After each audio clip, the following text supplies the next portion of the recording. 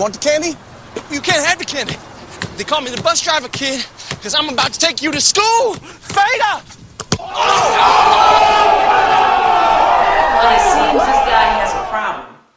By basketball standards, he lacks height. So what do you think? I mean, we know this guy's growing days are behind him, no matter how much he may pray.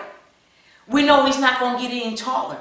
No matter how great a Christian he is, his growing days are behind him. This is who he is. The problem's not going anywhere. So then maybe he should try to go to the left. Maybe he should try to go to the right. Maybe he should just keep running into the same issue, being confronted by the same personal shortcoming and weakness, continuing to get slapped in his face, denied his goals, and disappointed day after day. The same pain stemming from the same inalterable problem. Or maybe, since the problem cannot be prayed away, since the problem is not going away, maybe he should pray to let the problem perfect him. Here we go with Webb. Webb on the base. In Corinthians, Paul speaks about a problem he was dealing with that had a significant impact on his life. And Paul was a Christian who dedicated his life to the work of the Lord. Yet, even after asking God 3 times to free him from this torment, God would not. In 2 Corinthians 12:7, Paul writes, I was giving a thorn in my flesh, a messenger of Satan to torment me. 3 times I pleaded with the Lord to take it away from me. But he said to me, my grace is sufficient for you, for my power is made perfect in weakness. Paul said, therefore I will boast all the more gladly about my weaknesses, so that Christ's power may rest on me. That is why, for Christ's sake, I delight in weaknesses, in insults, in hardships, in persecutions, in difficulties. For when I am weak, then I am strong. And let me make this clear without getting blackatudinal. Paul asked God to take the burden away. And although Paul didn't get the answer he wanted, he did get an answer. See, just because God doesn't say what we want does not mean God didn't say anything. I'm waiting on a word from the Lord is what we often say. When the fact is, the Lord has answered us, little man, Nene, and Reverend Dr. Bishop up the street and around the corner. And the real is, we ain't here because it just wasn't what we wanted to hear. But clearly, Paul was no different than us. The text says he prayed to Jesus asking that his situation be corrected. But William Barclay writes, prayer is not meant to bring deliverance from a situation. It's meant to bring the ability to accept it and transform the situation. And all that is a theological way of saying that while yes, prayer indeed changes things, but sometimes the changes have to start with us. After all, Paul himself says that God had blessed him so much that the troubles he's dealing with were sent to keep him from becoming conceited. So in not changing Paul's predicament, God was challenging Paul to change himself. Not a feel-good answer, but a for-real answer. And George Shannock says that while sanctified sicknesses are difficult, they're far better than unsanctified soundness. See, God was more concerned with Paul's relationship with Jesus than he was with Paul's level of comfort in this world. God knew what he had sown into Paul's future, so he wouldn't remove the problem, because it's the problem that pushed and prodded and polished Paul into who God created him to be. Jack Wellman comments that problems not only make us rely on God, but they are refining us just like gold is refined by fire.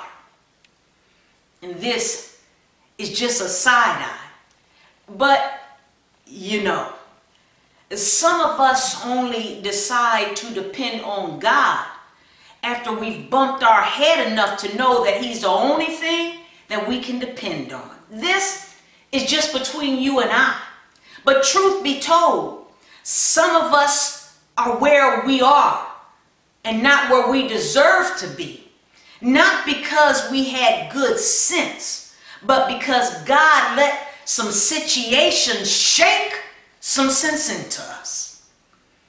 God let Paul deal with some things because God knew it was those things that had a perfecting purpose. In the King James Version, Paul reports that he was given a thorn in his flesh, the messenger of Satan to buffet me.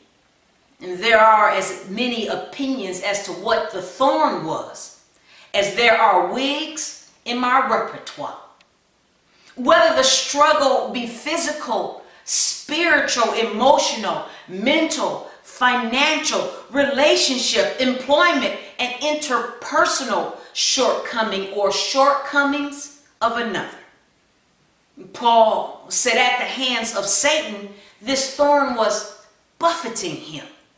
And that word denotes a continuance of suffering. Not just a bad day or a one-off. Peter Peck comments that Paul found it to be a constant torture and that those who have suffered pain throughout their lives, they will understand his thoughts precisely. Yet even as he was being tormented, God told him, my grace is sufficient for you because my power is perfected in weakness. God said, who I am is all you need, so stop being distracted with your predicament. I'm not fixing it because it's your predicament that gives me the opportunity to perfect you. McLean remarks that God works best with broken reeds. And that's where I've been running.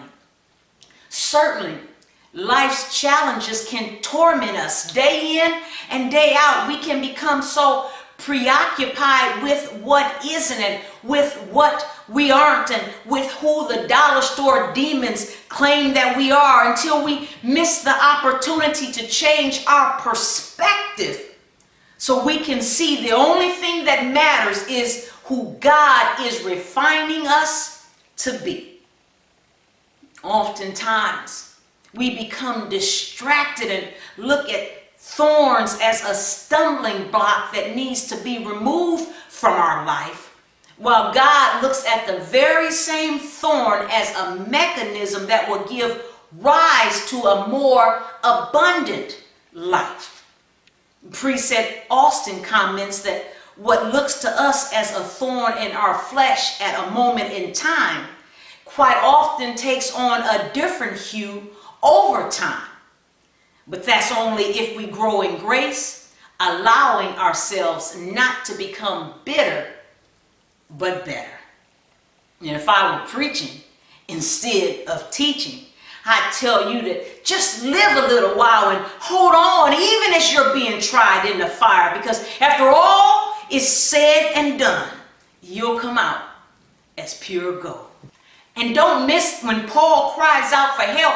God did not say, my grace will be sufficient. He said, my grace is sufficient. And I'm no school teacher, but there's just something about Jesus saying what is that gives me the tenacity to not lose sleep over what will be. If I was preaching, I'd say, que sera, sera.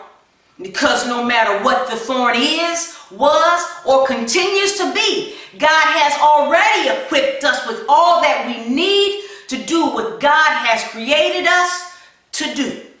When Paul asked for help, God told him he needed to check his grace account God said, how is it you can't see that you already have all that you need? What makes you think I'd stand by and let this world overtake you? Haven't you lived long enough to know that my grace is sufficient? And evidently, Paul thought it over and came to the same conclusion, because in verse 9, he said, instead of being burdened by my weakness, I'm going to let myself look at God's goodness and from God's perspective, and I'm going to boast about my weakness. He said in verse 10, come to think about it.